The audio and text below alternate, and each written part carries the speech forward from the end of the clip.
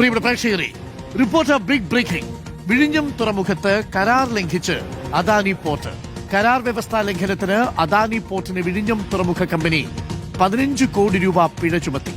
8 തവണയാണ് കരാർ വ്യവസ്ഥാ ലംഘനത്തിന് നോട്ടീസ് നൽകിയത്. ദിവ്യ എസ് അയ്യർ MD ആയിരിക്കെയാണ് അദാനി പോർട്ടിന് പിഴ ചുമത്തിയിരിക്കുന്നത്. സാമ്പത്തിക ഇടപാടുകൾ സുതാര്യമല്ലെന്ന് കണ്ടെത്തിയതും ദിവ്യ എസ് അയ്യരാണ്. സാമ്പത്തിക അവലോകന റിപ്പോർട്ട് നൽകാത്തതിനും സർക്കാർ അനുവദിച്ച പണം ചെലവഴിച്ചതിന്റെ കണക്കുകൾ നൽകാത്തതിനുമാണ് പിഴ ചുമത്തിയത്. പ്രത്യേക ബാങ്ക് അക്കൌണ്ടിൽ നിന്നും മറ്റ് അക്കൌണ്ടിലേക്ക് പണം മാറ്റിയും വ്യവസ്ഥ ലംഘിച്ചെന്നും കണ്ടെത്തിയിരുന്നു. റോഷിപാലും TV പ്രസാദും ചേരുന്നുണ്ട് കൂടുതൽ വിവരങ്ങളുമായി. ആദ്യം റോഷിപാലിലേക്ക്. റോഷിപാൽ, വളരെ പ്രധാനപ്പെട്ട കണ്ടെത്തലാണ്. നമുക്ക് നേരത്തെ തന്നെ ഇക്കാര്യത്തിൽ ചില സൂചനകൾ ഉണ്ടായിരുന്നു. ഈ ദിവ്യ എസ് അയ്യരെ സ്ഥാനത്തു നിന്ന് മാറ്റിയത് സ്വാഭാവികമായ മാറ്റമാണ് എന്ന് മുഖ്യമന്ത്രി പറയുമ്പോഴും അദാനിക്കെതിരെ ശക്തമായ നിലപാട് ആ സമയത്ത് തന്നെ, അതായത് അദാനി പോർട്ട് വരുത്തുന്ന വീഴ്ചകൾക്കെതിരെ നിലപാടെടുത്തിരുന്നു ദിവ്യ എസ് അയ്യർ എന്നുള്ളതാണ് ഇപ്പോൾ പുറത്തുവരുന്ന വിവരങ്ങൾ.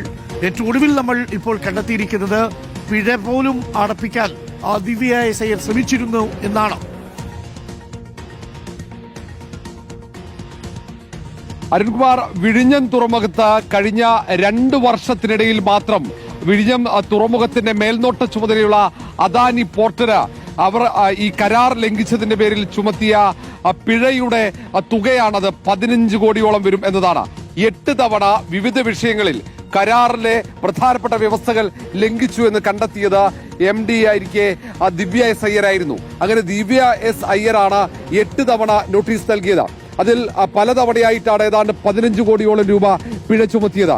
ഈ തുക അടച്ചിട്ടില്ല എന്നതാണ് മറ്റൊരു യാഥാർത്ഥ്യം. ഏതായാലും ഇതിനൊപ്പം തന്നെ എന്തൊക്കെ കാരണങ്ങളാണ് ഈ വ്യവസ്ഥാ ലംഘനം എന്നത്, അതിൽ പ്രധാനപ്പെട്ട ഒന്ന്, കൃത്യമായി കരാർ വ്യവസ്ഥ പ്രകാരം സാമ്പത്തിക അവലോകന റിപ്പോർട്ട് അത് തുറമുഖം കമ്പനിക്ക് നൽകണം. സർക്കാരിന്റെ അധീനതയുള്ള തുറമുഖം കമ്പനിക്ക് വിസിലിന് നൽകണം എന്നതാണ്. ഒരു ഘട്ടത്തിൽ പോലും കൃത്യമായി സാമ്പത്തിക അവലോകന റിപ്പോർട്ട് ഇവർ സമർപ്പിക്കാറില്ല. അങ്ങനെയാണ് അദാനി പോർട്ടിന് 1 തവണ പിഴ ചുമത്താൻ കാരണം. ആ സാമ്പത്തിക അവലോകന റിപ്പോർട്ട് സമർപ്പിക്കണമെങ്കിൽ പോലും പലവട്ടം കാരണം കാണിക്കൽ നോട്ടീസ് മാനേജിംഗ് ഡയറക്ടർ എന്ന നിലയിൽ ദിവ്യ എസ് അയ്യർ നൽകേണ്ടി വന്നിട്ടുണ്ട്. മറ്റൊന്ന്, ഈ തുറമുഖത്തിന് സർക്കാർ നൽകുന്ന തുകയടക്കം വിനിയോഗിക്കാൻ ഒരു പ്രത്യേക ബാങ്ക് അക്കൗണ്ട് ഉണ്ട്. ആ ബാങ്ക് അക്കൗണ്ടിലേക്ക് സർക്കാർ നൽകുന്ന തുക ആ അക്കൗണ്ട് വഴി മാത്രമേ ചെലവഴിക്കാൻ പാടുള്ളൂ എന്നതാണ് ഒരു കരാർ വ്യവസ്ഥ. ആ കരാർ വ്യവസ്ഥയും ലംഘിച്ചുകൊണ്ട് വിവിധ ബാങ്ക് അക്കൗണ്ടുകളിലേക്ക് പണം മാറ്റുകയും ചെയ്തിട്ടുണ്ട് അദാനി പോർട്ട് എന്നതാണ് മറ്റൊരു പ്രധാനപ്പെട്ട കണ്ടെത്തൽ.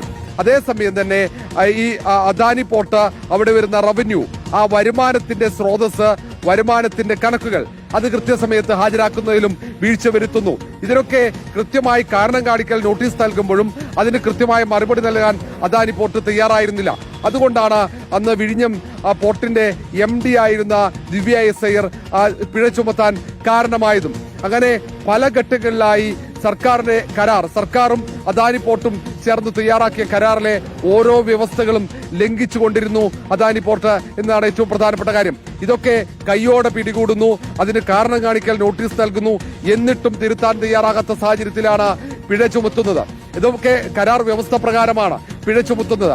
എന്തുകൊണ്ട് ആ പിഴ അടച്ചില്ല എന്നതുണ്ട്. ഇനി വേണമെങ്കിൽ സർക്കാരിന് പിഴയിൽ ഇളവ് നൽകാനുള്ള അവസരവുമുണ്ട്.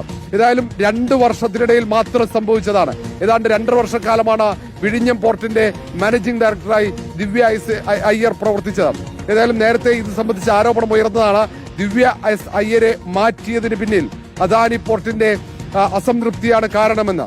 അദാനി പോർട്ട് കമ്പനിയുമായി ബന്ധപ്പെട്ട് അവർക്കെതിരെ നിരന്തരം നടപടിയെടുക്കുന്നതുകൊണ്ട്, അവർ വരുത്തുന്ന വീഴ്ചകൾ അത് ചൂണ്ടിക്കാട്ടി അച്ചടക്ക നടപടിയിലേക്ക് പോകുന്നതുകൊണ്ട്, കരാർ ലംഘനം ചൂണ്ടിക്കാട്ടുന്നതുകൊണ്ടാണ് ദിവ്യ എസ് അയ്യരോട് അദാനി പോർട്ടിന് താല്പര്യമില്ലാത്തത് എന്ന വിമർശനമാണ് ഉയർന്നത്. അത് സാധൂകരിക്കുന്ന രീതിയിലാണ് ദിവ്യ എസ് അയ്യർ മാനേജിംഗ് ഡയറക്ടറായി പ്രവർത്തിക്കുമ്പോൾ നടത്തിയ ഇത്തരം നടപടികൾ, ഈ കണ്ടെത്തലുകൾ, അത് സംബന്ധിച്ച വിവരങ്ങൾ ഇപ്പോൾ പുറത്തുവരുന്നത്. ഓക്കെ, TV പ്രസാദ് കൂടി നമുക്കൊപ്പം ചേരുന്നുണ്ട്. TV പ്രസാദ്, ഇപ്പോൾ റോഷിപാൽ പുറത്തുവിട്ട ഈ വിവരം വളരെ പ്രധാനപ്പെട്ടതാണ്.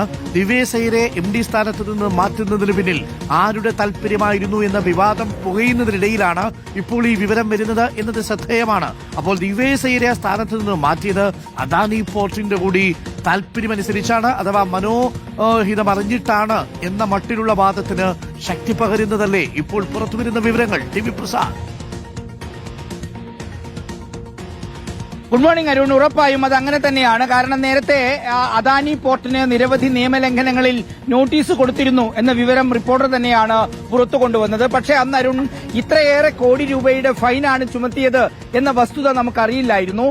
ഒരുപാട് നോട്ടീസുകൾ കൊടുത്തിട്ടുണ്ട്, അതെല്ലാം നിയമലംഘനത്തിനാണ് എന്ന വിവരമാണ് നമുക്ക് അറിഞ്ഞിരുന്നതെങ്കിൽ ഇന്നിപ്പോൾ കൃത്യമായി ആ കണക്കുകൾ പുറത്തേക്ക് വരുന്നു. കോടികളുടെ കണക്കാണ്. അങ്ങനെയെങ്കിൽ അരുൺ, നമ്മൾ സംശയിച്ചതുപോലെ തന്നെ ആ ദിവ്യയെ മാറ്റുക എന്നുള്ളത് അത് അദാനി കമ്പനിയുടെ കൂടി ആവശ്യമാണ് എന്നുള്ളതാണ്. അദാനി കമ്പനിയുടെ ആവശ്യത്തിന് സർക്കാർ വഴങ്ങി എന്നുള്ളതാണ് നമുക്ക് മനസ്സിലാക്കേണ്ടത്. അപ്പോൾ അദാനിയുടെ താൽപര്യം അത് സർക്കാരിന്റെ കൂടി താൽപര്യമായിരുന്നോ എന്ന പ്രതിപക്ഷ ആരോപണം ബലപ്പെടുത്തതാണ് ദിവ്യ സയ്യരെ മാറ്റിയത് എന്നുള്ളതാണ് ഇതിൽ നിന്ന് വ്യക്തമാകുന്നത്. ഉറപ്പായും അരുൺ, അങ്ങനെയെങ്കിൽ ഈ ഒരു വിവരം, അതായത് ഇത്രയേറെ കോടി രൂപ ഫൈൻ ചുമത്താൻ അധൈര്യമുള്ള ഒരു ഉദ്യോഗസ്ഥ ഇവരുടെ നിയമലംഘനങ്ങളിൽ മറ്റു നടപടികളും സ്വീകരിച്ചിട്ടുണ്ടാകും എന്ന കാര്യം ഉറപ്പാണ്.